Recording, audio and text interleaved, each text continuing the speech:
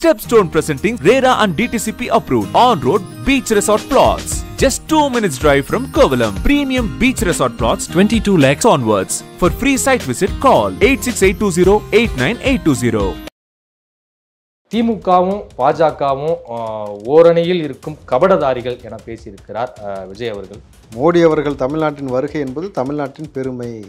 எதிரெதிர் பண்ணுற மாதிரியா இருக்கு. எடப்பாடி அவர்கள் கூட பயன்படுத்தாத வார்த்தையை இன்று தமிழ்நாடு அரசு சார்பாக இன்னும் சொல்லப்போனால் முதலமைச்சருடைய அனுமதி இல்லாமல் தங்கம் தென்னரசு அந்த வார்த்தையை பயன்படுத்தியிருப்பாரானாக்கா 100% கிடையாது. இளைஞர்கள் வந்து அரசியல் பேச ஆரம்பிச்சிட்டாங்க, அரசியல் செய்திகள் பகிர ஆரம்பிச்சிட்டாங்க. நீங்கள் உங்கள் ஒப்பங்காலம் தாத்தங்காலம் மாதிரி தயவு செஞ்சு உருட்டிட்டு அப்படியே சின்னத்தை வச்சிங்க தான் ஏமாத்தலாம் நினச்சிங்கன்னா அது எடுபடாது.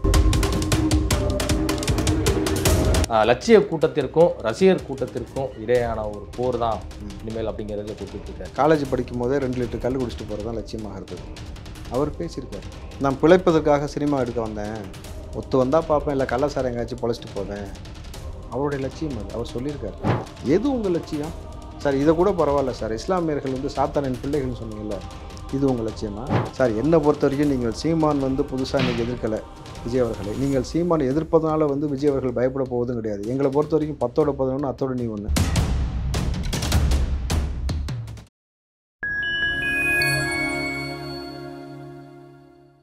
ஃபைன்டம் மீடியா நேயர்களுக்கு வணக்கம். நான் உங்கள் செங்குவன். நம்ம சிறப்பு நிகழ்ச்சியில் நம்மோடு இணைந்திருக்கிறார் காங்கிரசின் ராவுத்தர் இப்ராஹிம் அவர்கள். வணக்கம். வணக்கம். எப்படி சார் இருக்கீங்க? நலமா இருக்குங்க. திமுகவும் பாஜகவும் ஓரணியில் இருக்கும் கபடதாரிகள் என பேசியிருக்கிறார் விஜய் அவர்கள். அவருடைய அறிக்கை என்பது தமிழ்நாட்டு அரசியல் களத்தில் சற்று பரபரப்பை ஏற்படுத்தி இருக்கிறது. ஏன் திமுகவும் பாஜகவும் இப்போ எதிரெதிர் சித்தாந்தங்களை தான், எதிரெதிர் கொள்கை கொண்ட ஒரு கட்சிகள் இப்போ எதிரெதிர் அரசியல் தான் வந்து பண்ணிட்டு இருக்காங்க. அப்படி இருக்கும்போது ஏன் ஓரணியில் இவர்கள் இருவரும் கபடதாரிகள் அப்படிங்கிற ஒரு விஷயத்தை பதிவு பண்ணுறாரு? எதிரெதிர் பண்ணுற மாதிரியா இருக்கு. மோடி அவர்கள் தமிழ்நாட்டின் வருகை என்பது தமிழ்நாட்டின் பெருமை. இந்த பெருமைக்கு எருமை மேய்க்கிறதுன்னு ஒரு பழமொழி சொல்லுவாங்க, கேள்விப்பட்டீங்களா? அதே போல் மோடி அவர்கள் தமிழ்நாட்டுக்கு வருவது தமிழ்நாட்டின் பெருமைனாக்கா, அப்போ நேற்று வரைக்கும் பிஜேபி என்பது மதத்தை வைத்து பிளவாடக்கூடிய அரசியல் செய்யக்கூடிய நபர்கள், உணவு கலாச்சாரத்தில் கை வைக்கக்கூடிய மோசமான அரசியல் செய்யக்கூடிய நபர்கள், மத வழிபாட்டில் கை வைக்கக்கூடிய மோசமான நபர்கள், இவர்கள் இந்த தேசத்தின் பாதுகாப்புக்கும் நலனுக்கும் இந்த தேசத்தின் ஒற்றுமைக்கும் குந்தகம் விளைவிக்கக்கூடிய இந்த பிஜேபி நம் நாட்டு மண்ணுக்கும் மக்களுக்கும் பேராபத்துன்னு சொன்ன திமுக, நாங்கள் பெரியாரை உள்வாங்கியுள்ளோம், பகுத்தறிவு சித்தாந்தத்தை பெற்றுக்கொண்ட நபர்கள்னு சொன்ன நீங்கள், மோடி வருகை என்பது தமிழ்நாட்டின் பெருமை என்று நீங்கள் பேசுகிறது அபத்தமாக இருக்குல்ல. நீங்கள் கதை வடிச்சிட்டு காலில் விழுந்துக்கங்க, என்னமோ பண்ணிட்டு போங்க. நான் பொதுவெளியில் வரும்பொழுது எடப்பாடி அவர்கள் கூட பயன்படுத்தாத வார்த்தையை இன்று தமிழ்நாடு அரசு சார்பாக இன்னும் சொல்லப்போனால் முதலமைச்சருடைய அனுமதி இல்லாமல் தங்கம் தென்னரசு அந்த வார்த்தையை பயன்படுத்தியிருப்பாரானாக்கா 100% கிடையாது. அப்போது மோடி எப்படி உங்களுக்கு பெருமை வாய்ந்த நபராக என்றைக்கு உங்களுக்கு தோற்றமளித்தார்? எப்போ இருந்து அந்த நிகழ்வு நடக்க ஆரம்பிச்சிது? டாஸ்மார்க் ஊழல் வந்து பூதாகரமாகி யார் யாரை கைதாகிடுவாங்கன்ற ஒரு விஷயம் வெளியில் வந்து அதுக்கப்புறம் வேறு காம்ப்ரமைஸ்லாம் ஆச்சுன்னு உங்களை பற்றி பேசப்பட்ட பிறகு இது போன்ற சொற்களை நீங்கள் பயன்படுத்துகிறீங்க. திமுக காரனா யாருன்னு தெரியுமாடா? தொழில்துறை அமைச்சர் டிஆர்பி ராஜா. திமுக காரனா யாருன்னு தெரியுமாடா? லேஸாக வரலடா, லேஸில் வரலடா, மோடிக்கு பின்னாடி பம்மிக்கிட்டு ஒளிஞ்சிட்டு வரேன்டா, அவன் தான்டா திமுக காரன்ற மாதிரி நீங்கள் மேடைக்கு பின்னாடி போய் நிற்கிறீங்க. கரெக்டுங்களா? இன்றைக்கி பேச வேண்டியதானே தமிழ்நாட்டு நலன் சார்ந்த விஷயங்களை நீங்கள் வந்து மேடையில் வைத்து ஒரு கோரிக்கையாக வைக்கிறதுக்கு உங்களுக்கு சார், நீங்கள் பிரதமர் இருக்கும்பொழுது ஒரு கோரிக்கையை வச்சா உங்களை வந்து என்ன அந்த வாயிலே எதுவும் வெட்டிடுவாங்களான்னு? இல்லை, பிரதமர் வரும்பொழுது நீங்கள் டெல்லிக்கு போய் குத்த வச்சு நாங்கள் தமிழ்நாட்டு நலன் சார்ந்து பேசுகிறேன்னு சொல்கிற திமுக, பிரதமர் வரும்பொழுது பகிரங்கமாக இத்தனை ஊடகங்கள் இருக்கும் பொழுது இந்த பொது மேடைகள் வைத்து ஐயா தமிழ்நாட்டு நலன் சார்ந்து இந்த விஷயங்களை எங்களுக்கு ஏன் நீங்கள் செய்து கொடுக்கவில்லை, செய்து கொடுங்கள், செய்து கொடுத்தீர்கள் என்றால் எங்களுக்கு நல்லதாக இருக்கும், எங்கள் மக்களுக்குன்னு ஒரு கோரிக்கை அவர் முன்னாடி பேசுகிறதுக்கு ஒருத்தருக்கும் திராணி இல்லைனாக்கா, நீங்கள் வந்து இப்போ விஜய் அவர்கள் சொல்வது போல் நேரடியாகவே கூட்டணி வைத்திருக்கிறீர்கள், மறைமுகமாக இல்லை என்பது பட்டவத்தமாக இன்றைக்கி ஒவ்வொரு இடத்துலையும் தெரியுதுன்னும் பொழுது, அப்போ எப்படி உங்களை வந்து நம்பி இந்த நாட்டை ஒப்படைத்து அமைதியாக விட்டுட்டு போக முடியும்? அதற்காக தான் தளபதி விஜய் அவர்கள் உள்ள நீ களம் வந்திருக்கிறாரு. எதற்காக நம்ம பொறுத்து பார்த்தாச்சு சார். நீங்கள் 70 ஆண்டுகள் ஆயிடுச்சு சார், வறுமையை ஒழித்தோம்னு சொன்னீங்க. 2 கட்சியுமே கேட்குறேன், 2 திராவிட கட்சிகளும் வறுமையை ஒழிச்சிட்டுன்னு சொல்கிறீங்க. யார் குடும்பத்தில் ஒழிச்சிருக்கீங்கன்னா உங்கள் குடும்பத்தில், எங்கள் குடும்பத்தில் இல்லை. அதானே யதார்த்தமான உண்மையாக இருக்குது. இன்றைக்கும் வந்து ஒருவேளை உணவு இல்லாமல் இன்றைக்கு ஒரு நிகழ்வு நடக்குதுனாக்கா எவ்வளோ வேதனை உச்சம் சார் இது. ஏன்னா ஞாயிற்றுக்கிழமை நடந்த மேரத்தான் நிகழ்ச்சி மெரினால நான் நேரடியாக பார்த்த காட்சி. நான் போகும்பொழுது ஒரு வயது முதிர்ந்த மூதாட்டி மெரினாவில் மேரத்தான் முடிஞ்சு வரக்கூடிய நபர்கள்ட்ட உணவுக்காக கையேந்து நிற்கிறாங்க. ஒரு வாலிப பையன் தனக்கு கொடுத்த உணவை கொடுக்குறான். அந்த அம்மா சாப்பிடுவாங்க, நான் அப்படியே வண்டியை ஓரங்கட்டி பார்த்துக்கிட்டே இருக்கிறேன். வேகமாக ரோடை கடக்க போகிறாங்க. என்னம்மா சாப்பிட்லையான்னு கேட்கும்பொழுது, இல்லை என் கணவர் வந்து உடம்பு முடியாமல் அங்கே படுத்துருக்கிறாரு, அவருக்கு கொடுக்கறதுக்கு போகிறேன். அப்போ உங்களுக்கு ஐயா எங்களுக்கு இன்றைக்கி இது கிடைச்சதே பெருசு சாமி அவங்க சொன்ன வார்த்தை. நம்ம சில உதவிகளுக்கு அப்புறம் செஞ்சோம்னாலுமே தமிழ்நாட்டின் தலைநகரம் கோட்டைக்கு அருகேல இன்றைக்கு ஒருவேளை உணவுக்கு வழி இல்லாமல் ஒரு தம்பதி இருக்கிறாங்கனாக்கா நீ என்ன வறுமையை ஒழிச்சு கிழிச்ச? நீ யாசகம் எடுக்கக்கூடிய நபர்கள் இருக்காங்கல்ல, அவர்களுக்கு ஒரு நாளைக்கு மினிமமாக ஒரு 10 ரூபா 20 ரூபா கிடைக்காது? ஒரு நாள் முழுக்க கிடைக்குமா இல்லையா? சராசரியாக ஒரு 20 ரூபா கிடச்சினாக்கா அந்த தம்பதி வந்து வாழ்நாள் முழுக்க, அந்த ஒரு நாள் முழுக்க அவர்களுடைய உணவு தேவையை அம்மா உணவகம் மூலமாக பூர்த்தி செஞ்சுக்க முடியுமா முடியாதா? இப்போ உங்களுக்கு பிரச்சனை ஈகோ எங்கே இருக்குது? ஜெயலலிதா ஆரம்பித்து வச்சுட்டாங்க. அம்மா உணவகன்றது தானே பிரச்சனையில் தானே பாதி உணவகம் செயல்படாமல் கிடக்கிறது. அரசாங்க உணவகம் பேரை மாற்றிட்டு போக வேண்டியதானே? அதை துரிதமாக செயல்பட்டீங்கன்னாக்கா எவ்வளோ பேர் பசி இல்லாமல் போவாங்க. சார் நீ கோடி கோடியாக ஊழல் அடிக்கிறியா, கொலை பண்ணுறியாலாம் பாமரன் பார்க்க மாட்டான் சார். அவனுக்கு ஒரு வேளை உணவு தண்ணீர் இருக்கா, இருப்பிடம் இருக்கா, அவனை வந்து துன்புறுத்தாத ஒரு நல்ல இந்த அரசியல் இங்கே நடக்குது, அந்த சமூகத்தில் அப்படி ஒரு விஷயம் இருக்குனாக்கா கண்ணை மூடிட்டு உனக்கே காலங்காலமாக போட்டு போயிடுவான். இதை கூட செய்கிறதுக்கு வக்கு இல்லாமல் நீங்கள் உட்காந்துக்கிட்டு நாடகம் போட்டுக்கொண்டு பிஜேபி எதிர்ப்பதாக சொல்லிவிட்டு இன்றைக்கி அவர்களுக்கு ரெட் கார்டு பேர் விரித்து கேட்டால் நாங்கள் அரசு நிகழ்ச்சி மாண்பா கலந்துக்கிட்டோம். இதெல்லாம் வந்து என்ன ஆகிற பேச்சா? அது இல்லை, விஜய் அவர்களுக்கு அரசியலும் தெரியவில்லை, மரபும் தெரியவில்லை என பேசியிருக்கிறார் திமுகவின் செய்திப்பிரிவு செயலாளர் டி.கே. இளங்கோவன் அவர்கள். உங்களுடைய பதில் என்ன? இவர் அரசியல் டிப்போ தானே, இவர் தான் ஐடியா பண்ணி திமுகவுக்கு, கரெக்டுங்களா சார்? உங்களுக்கு அரசியல் தெரிஞ்சால் நீண்ட நெடிய அரசியல் கால பயணப்பட்டிருக்கீங்கல்ல, ஒரு சின்ன சின்ன விஷயங்கள் சமூகத்தில் எவ்வளோ பெரிய மாற்றத்தை ஏற்படும். உங்கள் முதலமைச்சர்கிட்ட சொல்லி இது வரைக்கும் நீங்கள் தமிழகத்திற்காக ஒரு மாறுதலை கொண்டு வந்த நிகழ்வு என்னன்னு சொல்லுங்கள் பார்ப்போம். அடிப்படை மக்களுக்கான பேசிக்கான விஷயத்தில் நான் அதை சொன்னேன் சார், முதலமைச்சர் செஞ்சுட்டா சார். ஏன்னா திமுக எவனும் கை காசை போட்டு செய்ய போகிறதில்ல, அரசாங்க நிதியிலிருந்து எடுத்து மக்களுக்கு நல்லது செய்யணும். 200 கோடி ரூபாய் எடுத்து ரோட்டில் போட்டு கார் ரேஸ் ஓட்டும் போது கம்முன்னு இருந்த குரூப் தானே நீங்களாம். இது மக்களுக்கு பயன் கொடுக்குறதா? இன்றைக்கி மழை பெஞ்சிக்கிட்டு இருக்குது, பருவநிலை மாற்றம் எப்போ எப்படின்னே தெரில. இன்றைக்கி விவசாயி வந்து ஆடை விற்று மாடை விற்று நகை விற்று அவன் வந்து வட்டிக்கு கடன் வாங்கி வந்து விவசாயம் பண்ணுற நெல்லை முளைக்க போடுறீங்கள, அவன் வயிறு இருந்து சாபம் கொடுக்குறான்ல. எத்தனை பேருக்கு வந்து உணவாக போக வேண்டியது யாருக்குமே பிரயோஜனம் இல்லாமல் முளைச்சி போய் கிடக்கல. இதை கூட சரி செய்யாத அரசாங்கம் என்ன அரசாங்கம்? இப்போ நீங்களாம் வந்து விஜய்க்கு வந்து புத்திமதி சொல்ல வேண்டிய அவசியம் இல்லை. இவ்வளோ நீண்ட நெடிய காலமாக நீங்கள் வந்து அரசியலில் இருக்கிறீங்க பொழுது இதை கூட சரி செய்யாத நபர்கள்லாம் வந்து நீ புதுசாக பாடம் எடுக்காத. ஏன்னா அவர் தனி கட்சி, தனி கொள்கை, தனி கோட்பாடுன்னு ஆரம்பித்து ஒரு பெரிய பாதையை உருவாக்கி லட்ச இளைஞர்கள் கையில் வச்சுருக்கிறாரு. இவருக்கு திமுக விட்டு வெளியில் போனால் அவருக்கு அடையாளமும் கிடையாது, அட்ரஸும் கிடையாது. அதனால் நீங்கள் ரொம்ப கடுமையாலாம் பேச வேண்டாம். பாஜக மாநில துணைத் தலைவர் கருண் நாகராஜன் அவர்கள் ஒரு கண்டன அறிக்கையை வந்து விஜய்க்கு எதிராக வெளியிட்டிருக்கிறார். என்ன அப்படின்னா, விஜய் உண்மையாகவே அந்த அறிக்கையை எழுதும்போது அவர் தான் எழுதினாரா, இல்ல வேறு ஒருவர் எழுதி கொடுத்து அதுல வந்து கையெழுத்து போட்டாரா, அதுல இருக்கிற விஷயம் என்னன்னு உங்களுக்கு வந்து தெரியுமா அப்படிங்கிறதுலாம் வந்து குறிப்பிட்டு பேசியிருக்கிறாரு. கங்கை கொண்ட சோழபுரத்தில் பிரதமர் அவர்கள் பங்கேற்றது ஒரு அரசு நிகழ்வு, மத்திய அரசும் மாநில அரசும் முன்னின்று நடத்தக்கூடிய ஒரு நிகழ்வு. இதை வந்து இவ்வளவு தூரம் நீங்க விமர்சிப்பாதா அப்படிங்கிறத கண்டனம் தெரிவிச்சிருக்கிறாரு. இந்த விஷயத்த எப்படி? ஒரு அரசு, ஒரு அரசாங்கம் யாருக்கானது? மக்களுக்கானது. அப்போ மக்களுக்கு நல்ல செய்யலாம் தானே சொல்கிறோம். இதுதானே பேசிக் கான்செப்ட்டு. இதையவே உனக்கு புரியல, நீ என்ன அரசியல் இருக்கிறவனால? அரசு நிகழ்வுன்னு சொல்கிறியே, அரசுன்றது எதுக்கு? எனக்காக தானே, என் மக்களுக்காக தானே. என் மக்களுக்கு பிரச்சனையான்னு நான் சொல்கிறேன். என் மக்களுக்கு உணவு இல்லை, தண்ணீர் இல்லை, ஏர்போர்ட்டுக்காக வந்து விவசாய நிலத்தை கை வைக்கிற, சாதினாலும் சாராயத்தினாலும் இங்கே வந்து 2 பக்கமும் பிளவாட கண்டுட்டு இருக்குது. என் மக்களுக்கு வந்து வாழ்வாதாரம் இல்லை, வேலை வாய்ப்பு இல்லை, அரசாங்க ஊழியர்கள் போராடுறாங்க, உங்கள் குடும்பத்தில் சொத்து கூட்டிக்கிட்டே இருக்குது, நம்ம தமிழ்நாட்டு மக்கள் மீது இருக்கக்கூடிய வரிச்சுமை ஏறிக்கிட்டே போகுது, நீங்கள் பாட்டு கடன் வாங்கி வச்சுட்டு எனக்கு என்ன உட்காந்துருக்கிறீங்க, மாதமான கரண்ட் பில் கட்ட முடியல, பெரிய சிக்கலாக இருக்குன்னு சொல்கிறோம். இதை புரிஞ்சிக்க முடியாமல் எழுதுனாங்களா, கூட உட்காந்து இவர் கையெழுத்து போட்டாரா? எங்கள் அப்பா எவ்வளோ பெரிய விஞ்ஞானி பாருங்களா எல்லாரும்.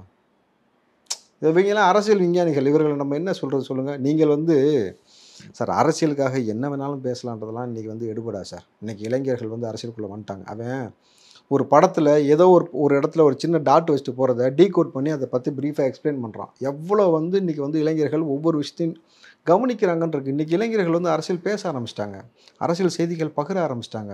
நீங்கள் உங்கள் ஒப்பங்காலம் தாத்தங்காலம் மாதிரி தயவு செஞ்சு உருட்டிட்டு அப்படியே சின்னத்தை வச்சிங்க தான் ஏமாத்தலாம் நினச்சிங்கன்னா அது எடுபடாது.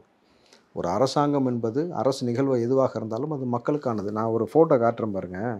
ராஜராஜ சோழன் சமாதி குஹன் பாருங்க, கீழே இருக்கிறது மேலே இருக்கிறது கலைஞரின் சமாதி. என் நாட்டுக்காக, மண்ணுக்காக, மொழிக்காக, இனத்திற்காக போராடிய ராஜராஜனுடைய சமாதி ஒரு ஷீட்டு போட்டு எந்த காலத்தில் எப்படி பராமரிக்க முடியாமல் ஒரு வழி இல்லாமல் இருக்குது. கலைஞருடைய சமாதி எத்தனை கோடியில், யார் வீட்டு பணம்? இந்த பணம் வந்து ஸ்டாலின் கை காசு போட்டு கட்டினா சொல்லுங்கள் பார்ப்போம். அவங்கள செஞ்சாங்க. ஏன் வரி பணம்? கரெக்டுங்களா? நம்ம வரி பணம். நம்ம வரி பணத்தை எடுத்து உங்கள் ஒப்பனுக்கு பயங்கரமாக ஐயாப்பா உயிரோடு வாழும்போது கூட இவ்வளோ பெரிய மாட மாளிகையில் வாழ்ந்துருப்பாரான்னு தெரிலங்க. கரெக்டுங்களா? அதை விட இவ்வளோ பிரம்மாண்டமாக நீங்கள் எடுத்து செலவு பண்ணுறீங்கன்னும் பொழுது இதைத்தானே கேள்வி கேட்குறோம். நீங்கள் ராஜராஜ சோழனுக்கு நிகழ்ந்து அந்த இதுக்கு அதில் கலந்துக்கிட்டு இதில் கலந்துக்கிட்டு தயவுசெய்து உருட்டாதீங்க. மக்களுடைய வழி மொழி புரியலான்ட்டே கேள்வி கேட்போம். கேள்வி கேட்டால் தர்க்க ரீதியாக அறிவுபூர்வமாக பதில் சொல்லுங்கள். யாரோ எழுதி கொடுத்தாங்க, யாரோ கையெழுத்து போட்டாங்க, அப்படியே கருணாகராஜ் அப்படியே தவில் புலவர் உட்காந்து பயங்கரமாக எழுதிட்டு வராமா? வாங்க 2 பேரும் கூட உட்காந்து பேசுவோம், எழுதுவோம். எழுதுறதுல பேசுறதுல எனக்கும் பயங்கர ஆற்றல் இருக்குது. வாங்க பேசி 2 பேரும் வந்து ஒரு விஷயத்தை குறித்து ஸ்பான்டினியஸாக பேசுவோமா, சொல்லுவோமா? 3 நிமிஷம் 30 நிமிஷம் கதை விட்டீங்களா? விஜய் பேசல, நான் பேசுகிறேன், 3 மணி நேரம் கூட பேசுகிறேன். வா பேசுவோம். அரசியல் பேசுவோம், சமூகத்தை பற்றி பேசுவோம், கவிதைகள் பேசுவோம், இலக்கியங்கள் பேசுவோம். நான் ரெடியான்னு கேட்டு சொல்லுங்கள், பார்த்துக்கலாம். இப்போ ஒருவேளை எதிர்காலத்தில் ஆளுங்கட்சியாக தாவேக்கா அந்த இடத்துல உட்காருன்னு வச்சுக்கோம். ஸோ அப்படி பார்க்கும்போது ஆளுங்கட்சி ஆன பிறகு அப்போ அமைச்சர்களோ முதல்வரோ ஒரு மத்திய அரசுடன் இணக்கமான ஒரு போக்கை தான் கடைபிடித்தாக வேண்டிய தேவை இருக்குது. ஒரு அரசு விவகாரங்கள் அப்படின்னு சொல்லி வரும்போது ஸோ அந்த டைம் வந்து விஜய் இதெல்லாம் தவிர்த்துருவாரா? சென்ட்ரல் கவர்மெண்ட்ல யார் உட்காந்தாலுமே, யார் உட்காந்தாலும் உங்களுக்கு வந்து இப்படி புகழாரம் சூடி பம்பிக்கிட்டு செய்ய வேண்டிய வேலை இல்லை. ஏன்னா எங்கள்கிட்ட ஊழல் இல்லை. கரெக்டுங்களா? எங்கள்கிட்ட ஊழல் இல்லை. உங்கள்கிட்ட அடிபணிஞ்சு கூணு கும்பிடு போட வேண்டிய அவசியமும் இல்லைன்றது யதார்த்தமாக இருக்கும் போது ஒரு பிரதமர் வாங்க ஒன்றும் பிரச்சனை இல்லை. ஏங்க ஒரு பிரதமர் வந்து ஏர்போர்ட்டில் வந்து நிற்கும் போது ஜெயலலிதா அவர்கள் கிளம்பி போயிருக்காங்க, பார்த்துருக்கீங்களா? அந்த நிகழ்வு நடந்திருக்கு தமிழ்நாட்டில். ஒரு பிரதமர் வந்த பொழுது ஏர்போர்ட்டில் அவங்க ரிசீவ் பண்ணி முடிச்சுட்டு திமுக வரிசையை லேட் பண்ணிட்டு இருக்கும்போது அவங்க பாட்டு கிளம்பி போயிட்டே இருந்துட்டாங்க. அப்போது உங்களுக்கு கூணு கும்பிடு போடணுன்ற அவசியம்லாம் இங்கே கிடையாது. உங்களுக்கு புகழாரம் பாட வேண்டிய அவசியம் கிடையாது. எதுக்காக வந்த? இதுக்காக தானே வந்தீங்க, வாங்க திறந்து வைங்க போங்க, முடிஞ்சு போச்சு. இல்லை தமிழ்நாட்டுடைய முதலமைச்சராக இதை திறந்து வைக்கக்கூடிய முழு உரிமையும் எனக்கு இருக்குன்ற பட்சத்தில் நானே திறந்து வச்சுட்டு போகிறேன். உங்களை ஏன் சும்மா கூப்பிட்டு டிஸ்டர்ப் பண்ணிக்கிட்டு? ரொம்ப சிம்பிளான கான்செப்ட், இவ்வளோ தான். சமீபத்தில் நாம் தமிழர் கட்சியின் தலைமை ஒருங்கிணைப்பாளர் சீமான் அவர்கள் ஒரு கூட்டத்தில் பேசும்போது ஒரு விஷயத்தை குறிப்பிட்டு பேசினார். லட்சிய கூட்டத்திற்கும் ரசிகர் கூட்டத்திற்கும் இடையான ஒரு போர் தான் இனிமேல் அப்படிங்கிறதுல குறிப்பிட்டிருக்காரு. இது டைரெக்டாக விஜய் மீதும் தாவேக்கா மீதுமான அட்டாக் தான் அப்படின்னு சொல்லிட்டு டிவிகே தொண்டர்கள் நிறைய பேர் வந்து கிரிட்டிசைஸ் பண்ணிட்டு வராங்க. இந்த விஷயத்தை நீங்கள் எப்படி பார்க்குறீங்க? இல்லை, அண்ணன் சொன்னதில் எந்த தவறும் இருப்பதாக நான் பார்க்கல. லட்சிய கூட்டத்திற்கும் என்ன சொன்னார்? ரசிகர் கூட்டத்திற்கு தான் போர். ஒவ்வொரு தலைவனையும் ரசித்த பிறகுதான் அவன் வந்து அவர்களை நேசித்து அவர்கள் வழியில் போகிறாங்க. அண்ணனுடைய லட்சியம் என்ன தெரியுமா? காலேஜ் படிக்கும் போதே 2 லிட்டர் கல் குடிச்சிட்டு போகிறது தான் லட்சியமாக இருந்தது. அவர் பேசியிருக்காரு. இந்த லட்சியத்தை தான் மாணவ பிள்ளைகள் மத்தியில் விதைக்க விரும்புகிறீங்களான்னு கேள்வி கேட்டால் நீங்கள் என்ன பதில் சொல்லுவீங்க? நான் பிழைப்பதற்காக சினிமா எடுக்க வந்தேன், ஒத்து வந்தால் பார்ப்பேன், இல்லை கள்ளசாரம் எங்கேயாச்சும் பொழைச்சிட்டு போவேன். அவருடைய லட்சியம் அது, அவர் சொல்லியிருக்காரு. கரெக்டுங்களா? அப்போ இதை நம்ம எப்படி எடுத்துக்கலாம்? சொல்லுங்கள். அண்ணனுடைய லட்சியம் என்ன என்பதை வந்து ரொம்ப தெளிவாக சொல்லிட்டாருன்னா ஈஸியாக போயிடும். தமிழ் தேசியம்ன்றீங்க, தமிழ் தேசியத்தை பற்றி மட்டுமே இது வரைக்கும் தமிழகத்தில் பேசியிருக்கீங்களா? பெரியாரை தூக்கி உயர்வாக பேசியதும் நீங்கள் தான், பெரியாரை மிக கேவலமாக பேசியதும் நீங்கள் தான். எது உங்களது லட்சியம்? அப்போ இந்த ரசிகராக சீமானவருக்கு ரசிகராக இருக்கக்கூடிய கூட்டம் இதுதான் அவருடைய லட்சியமானு தெரிஞ்சுக்கிட்டு நீங்கள் அவருடைய பாதையில் பயணிக்கிறதா, இல்லை இத்தனை ஆண்டு காலமாக நம்மளை ஏமாற்றி கொண்டிருந்த இந்த திமுகவாக இருக்கட்டும், பிஜேபியாக இருக்கட்டும், மக்கள் நலன் சாராத விஷயத்தை தைரியமாக எதிர்த்து நின்று சமரசம் இல்லாமல் நிற்கிறதான் விஜயோட லட்சியமாக இருக்கிறது. இது எதை தேர்வு செய்ய போகிறீங்கன்னு ஒரு கேள்வி இருக்குல்ல. நான் 2 திராவிடத்திற்கு மாற்றுன்னு சொல்லிட்டு போய் சசிகலாவையும் எடப்பாடியும் சேர்த்து வைக்கிறது குத்த வச்சு உட்காந்தீங்கல்ல, அதான் உங்கள் லட்சியமா? இந்த 2 திராவிட கட்சியான எதிரின்னு சொன்ன பிறகு இன்றைக்கு விஜய் அவர்களை தான் எதிர்க்கிறேன்னு சொன்னபோது அப்போ இந்த 2 திராவிட கட்சி மேலே துண்டு போட்டு கையை உள்ளே போட்டு பேரம் பேசிட்டீங்கன்னு கேட்குறாங்களே, அதான் உங்கள் லட்சியமா? எது உங்கள் லட்சியம்? சார் இதை கூட பரவாயில்ல சார், இஸ்லாமியர்கள் வந்து சாத்தானின் பிள்ளைகள்னு சொன்னீங்கல்ல, இது உங்கள் லட்சியமா? சரி, பெருவாரியாக நீங்கள் எந்த மதத்தை வேணால் வழிபட்டு போங்க, உங்களுடைய உரிமை. பெருவாரியாக இங்கே வந்து எல்லோரும் வணங்கக்கூடிய சிவனை வந்து சிவனை வந்து காம கொடுரன், பார்வதியை வந்து ஊத்தமுண்டன் நீங்கள் பொதுவெளியில் பேசியிருக்கீங்கல்ல, இது உங்கள் லட்சியமா? ஒட்டுமொத்தமாக சமூகத்தை வந்து பிளவாடக்கூடியதும் அவங்க மனசை வந்து காயப்படுத்துவதும், கள்ளசாராய மரணத்தினால எவ்வளோ பெரிய உயிரிழப்பு தொடர்ச்சியாக தமிழ்நாட்டில் நடந்து கொண்டே இருக்கிறது. அது வரலாறு உங்களுக்கு தெரியும். ஒரு இறப்பு ஒரு குடும்பத்துடைய தலையெழுத்தை மாற்றிவிடும். அந்த பிள்ளை அந்த குடும்பத்தில் இருக்க தகப்பனை இழந்துட்டு அவங்க வறுமையான குடும்பம் தான் அவனுக்கு கல்வி கிடைக்காம அவனுடைய பொருளாதார சூழலுக்காகவும் அவருடைய உணவு தேவைக்காகவும் படிப்பை நிப்பாட்டிட்டு எவ்வளோ பேர் கூலி வேலைக்கு போயிட்டு கல்வி என்பது எட்டா கனியாக போய்கிட்டு இருக்கக்கூடிய அந்த கள்ளச்சாரத்தை காய்ச்சி பொழைச்சிப்பேன்னு சொல்கிற ஒரு நபர் எப்படி ஒரு மாபெரும் தலைவருடைய எந்த கூட்டத்தில் பேசியிருக்காரு எடுத்து பாருங்களேன். இல்லை, கல் எங்கள் உணவு, கல் எங்கள் உரிமைன்னு தானே சீமான் பேசியிருக்காரு. நான் காலேஜ் போராட்டங்களை முன்னாடி அது இன்னைக்கு சார், அது இப்போ காட்டின குரலி வித்த. நான் சொல்கிறது பழசு. நான் 2 லிட்டர் கல் குடிச்சுட்டேன் போவேன்னு சொன்னது இருக்கட்டும். ஒத்து வந்தால் பார்ப்பேன், இல்லாட்டி சினிமா அந்த கள்ளச்சாரம் காய்ச்சி பொழைச்சிட்டு போவேன். இருக்குது, தரவுகள் இல்லாமல் நான் பேச மாட்டேன் எப்போவுமே. புரியுதுங்களா? அப்போ எது சீமான் அவருடைய லட்சியமாக இருக்கிறது? நீங்கள் விஜய் அவர்களை எதிர்க்கக்கூடாதுன்னு யாருமே சொல்லலை சார்.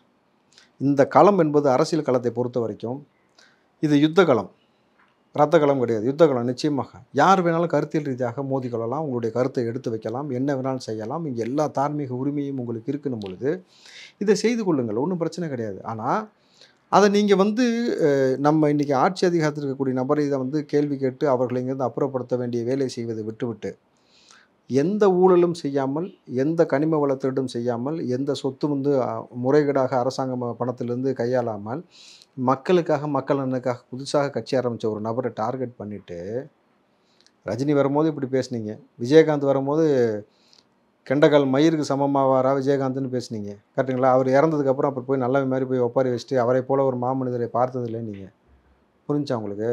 இன்றைக்கி நீங்கள் விஜயை இப்படி பேசுகிறீங்க. கேட்டால் நீங்கள் மட்டும்தான் தமிழன் உப்பு போட்டு சாப்பிட்றேன்றீங்க, மிச்சமெல்லாம் யார்? நீங்கள் எந்த சித்தாந்தத்தில் பயணிக்கிறீங்கன்னு அண்ணன் சீமான் முதல்ல தெளிவாக விளங்கி கொண்டு கருத்தியல் ரீதியாக மோதுங்கள். விஜயோடு நீங்கள் மோதக்கூடாதுன்னு சொல்லலை, வாங்க. ஏன்னா எங்களுக்கு என்ன தேவைனாக்கா, அந்த ஒரு படத்தில் வடிவேல் மேகலைன்னு ஒரு பிள்ளை தங்கச்சியாக வச்சுருப்பாப்புல, அதை பொண்ணு கேட்குறேன்னு சொல்லிட்டு செந்திலும் கவுண்டமணியும் மாறி மாறி நான் ஒரு முள்ளவாரி, நான் ஒரு முடிச்ச வைக்கணும் மாறி மாறி பேசும்பொழுது 2 பேரும் மாறி மாறி எவ்வளோ உண்மையை சொல்கிறாங்க பார்த்தியான்னு சொல்லி வடிவேல் பெருமைப்படுவார். அதுபோல் திமுகவும் அதிமுகவும் மாறி மாறி உங்களுக்குள்ளே அடிச்சுக்கங்க. அதே மாதிரி உள்ள சீமான் நீங்கள் பேசுனீங்கன்னா உங்களை பற்றி மாறி மாறி நீங்கள் சொல்லும் பொழுது மக்களுக்கான ஒரு புரிதல் ஏற்படும். நீங்கள் இவ்வளோ ஊழல் பண்ணுறீங்க, நீ இவ்வளோ ஊழல் பண்ணுறீங்க, நீ இவ்வளோ திருடுக்கு, நான் அவ்வளோ திருடுக்கு, உன் மேலே இவ்வளோ வழக்குன்னும் பொழுது ரொம்ப எளிமையான விஷயத்தை நீங்கள் விஜய்க்கு ஏற்படுத்தி கொடுக்குறீங்க, அந்த பாதையை. புரியுதுங்களா சார்? என்னை பொறுத்த வரைக்கும் நீங்கள் சீமான் புதுசாக இன்றைக்கி எதிர்க்கலை விஜய் அவர்களை. நீங்கள் சீமான் எதிர்ப்பதனால விஜய் அவர்கள் பயப்பட போவதும் கிடையாது. எங்களை பொறுத்த வரைக்கும் 10ஓட 11 அத்தோட நீ ஒன்று. ஏற்கனவே எங்களை அத்தனை பேர் எதிர்க்கலாம், கூட நீயும் சேர்ந்துக்கிட்டே, இவ்வளோ தானே அப்படின்ற மாதிரி பார்த்துட்டு போயிடுவோம். பட் தர்க்க ரீதியாக மக்கள் மத்தியில் எடுத்து வைக்கக்கூடிய கருத்துக்கு எதிர்கருத்து வைப்பதற்கு உங்கள்கிட்ட என்ன இருக்குன்னு ஒரு கேள்வி இருக்குல்ல. நாங்கள் என்ன நல்ல விஷயத்தெல்லாம் மேற்கொள்ள முடியும்னு ஒரு விஷயத்த சித்தாந்தமா சினிமாவா ஒரு கை பாத்திரலாம் அப்படிங்கிற மாதிரிலாம் இப்போ பதிவிடுறாங்க, பேசுகிறாங்க. சித்தாந்தமாக சினிமாவா ஒரு கை பார்த்து விடலாம்னு சொல்லிட்டு அவர் பேசுவது எனக்கு ஒன்றும் பெரிய ஆச்சரியத்தெல்லாம் ஏற்படுத்தலை. ஏன்னா அது அவருக்குள்ளேயே எழுப்பிக்கிற கேள்வி தானே. அவரும் சினிமாக்காரு, அவர் சித்தாந்தம் வச்சுருக்கேன்றாரு. தன்னைத்தானே பரிசோதனைக்கு உட்படுத்துவதற்காக பயன்படுத்தக்கூடிய வார்த்தை கூட. அவர் தான் இந்த வேல்முருகன்லாம் உள்ள சினிமாவுக்குள்ளே இழுத்து விட்டு டான்ஸ்லாம் ஆட வச்சார். அப்பா வேறு லெவலில் செஞ்சார். அந்த மாதிரி இந்த சினிமாக்காரர்கள்லாம் ஒன்று சேர்ந்து தானே உட்காந்துருக்கீங்க. அதாவது இது எப்படி நான் பார்க்குறேன்னா, இன்றைக்கி நான் காலையில் பேட்டி கொடுக்க வரும்பொழுது இந்த களத்தை பற்றி மாறி மாறி நடந்துக்கிட்டதை பற்றி எனக்கு ஒரு சில வரிகள் தோணுன உடனே வண்டியை ஓரம் கட்டிட்டு அப்படியே எழுதினேன். சொல்கிறேன், அதை படித்த போது மக்களுக்கு ரொம்ப எளிமையாக புரியும்னு நினைக்கிறேன். முகமூடி விற்பனைக்கு தடை செய்ய வேண்டும், முகமூடி விற்பனைக்கு தடை செய்ய வேண்டும். எளிதில் கிடைப்பதால் எத்தனை கதாபாத்திரங்கள் என் கண்முன்னே தோன்றுகிறது. நடிகர்களாக மாறி கிடக்கக்கூடிய இந்த சமூகம் வீடாளுவதிலிருந்து நாடாளுவது வரை பல நாடகங்களை அரங்கேற்றி கொண்டே இருக்கிறார்கள். தத்ரூபமாக நடிப்பதும் தனித்துவமாக தெரிவதும் என்று பல முகமூடிகளை அணிந்து கொண்டு நம் முன்னே நாடகம் ஆடிக்கொண்டே இருக்கிறார்கள். இதில் வேடிக்கை என்னவென்றால், இவர்கள் அணிந்திருந்த அத்தனை முகமூடியும் எனக்கும் விற்பனைக்கு வந்தது. இவர்கள் அணிந்திருக்கக்கூடிய அத்தனை முகமூடியும் என்னிடமும் விற்பனைக்கு வந்தது. நான் தான் மறுதளித்து விட்டேன். ஏன்னா என்கிட்டயே அந்த முகமூடிலாம் கொண்டு வந்தாங்க. நம்மளை அழைக்காத கட்சியும் கிடையாது, நம்மள்கிட்ட பேசாத பேரமும் கிடையாது. அப்படின்னும் பொழுது நான் வேணான்ட்டு விலகி நிற்கும் பொழுது இப்போ இவங்கெல்லாம் ஆளாளுக்கு ஒரு முகமூடி போட்டு நடிக்கிறாங்கல்ல, அதை பார்க்கும்போது எனக்கு எவ்வளோ வேடிக்கையாக இருக்கும் சொல்லுங்கள் பார்ப்போம். யதார்த்த அரசியல் களத்தில் இவங்கெல்லாம் பெரிய நடிகர்களாக மாறிக்கொண்டு நம்மளை ஒரு நடிகனுக்கு எதிராக நாங்கள் பயங்கரமாக சித்தாந்தம் பேசுகிறோம், பகுத்தறிவு பேசுகிறோம், அதெல்லாம் கிடையாது சார். களத்தில் வந்து நிற்கும் பொழுது நீ என்ன திருடிருக்க என்ன திருடல, ஒவ்வொரு மாவட்டத்தில் ஒவ்வொரு மாவட்ட செயலாளரையும் ஒவ்வொரு எம்எல்ஏவாலையும் ஒவ்வொரு கட்சியினாலையும் இது நாள் வரைக்கும் பாதிப்பு எவ்வளோலாம் ஏற்பட்டிருக்கிறது, எதை அவர்கள் சரி செய்தார்கள், எதை அவர்கள் சரி செய்யவில்லை, இத்தனை ஆண்டு காலமாக இந்த போதை கலாச்சாரத்தால் எவ்வளோ மாணவ பிள்ளைகள் பாதிக்கப்பட்டிருக்கிறார்கள், எத்தனை குடும்பங்கள் நிர்கதியாகி இருக்கிறது, எத்தனை கனிம வளங்கள் இயற்கை வளங்கள் திருடப்பட்டிருக்கிறது, இந்த சமூகத்திற்கான மாற்றத்தை யார் இது வரைக்கும் கொண்டு வந்திருக்கிறார்கள். 70 ஆண்டு காலமாக மாறியும் யாரும் எந்த வறுமையும் ஒழிக்காமல் இன்றைக்கும் ஒரு வேளை உணவு இல்லாமல் மக்களையும் இங்கே இருக்கக்கூடிய விலங்கினருக்கும் உணவு இல்லாமல் ஒவ்வொரு முறை வந்து இப்போ உணவு பஞ்சம் ஏற்படுவதும் தண்ணீர் பஞ்சம் ஏற்படுவதும் தொடர்ச்சியாக இருக்கக்கூடிய இந்த விஷயத்தை யாரும் மாற்றுவதற்கு எந்த முயற்சியும் எடுக்காமல் இங்கே ஆளக்கூடிய பிஜேபிக்கு பல்லாக்கு தூக்குவதும் இது போன்ற விஷயங்களை செய்து கொண்டிருக்கிறார்களே, இவர்களை எப்படி இங்கேருந்து அப்புறப்படுத்த போகிறோம், நம்ம வந்தோம்னா எவ்வளோ புதிய கல்வி முறையில் கொண்டு வரப்போகிறோம், எவ்வளோ தற்சார்பு முறையை அறிமுகப்படுத்த போகிறோம், எத்தனை மாவட்டத்தில் எவ்வளோ தொழில் வளங்கள் அழிந்து போயிருக்கிறது, எவ்வளோ இடத்துல சிறு குறு தொழில்கள் நலிவடைந்து கிடைக்கிறது, இதை எப்படி சரி செய்ய போகிறோம்ன்ற இந்த சித்தாந்தத்தை நம்ம எடுத்து வைக்க போகிறோம். அரசியல் தலைவர்களை மழுங்கடித்து விட்டு ஒரே தலைவராக கலைஞரை மற்றும் இங்கே திமுக காட்டிக் கொண்டிருக்கிறது. இங்கே இருக்கக்கூடிய வரலாற்று இருக்கக்கூடிய எல்லா தலைவர்களையும் அந்தந்த சில கட்சியை தன்னுடைய சுயலாபத்திற்காக அவர்களை இழிவுபடுத்தக்கூடிய பேச்சுக்களையும் தொடர்ச்சியாக சமூகத்தில் பார்க்க முடிகிற பொழுது எதை மாற்றுவதால் இந்த சமூகத்தில் மாற்றம் ஏற்படும், யாரை இங்கிருந்து அப்புறப்படுத்துவதால் மாற்றம் ஏற்படும்ன்றதான் டிவிக்கு வந்து சொல்ல போகிற பொழுது இந்த தர்க்கத்து ரீதியாக பண்ணுவதற்கு நீங்கள் தயார்னாக்கா தயார். அதை விட்டுட்டு மற்றபடி நமக்கு சீமானண்ணன் யாரை பேசினா நமக்கு என்ன. இதுவரை உங்கள் பல்வேறு கருத்துக்களை எங்களோடு பேர்ந்தமைக்கு மிக்க நன்றி சார். நன்றி.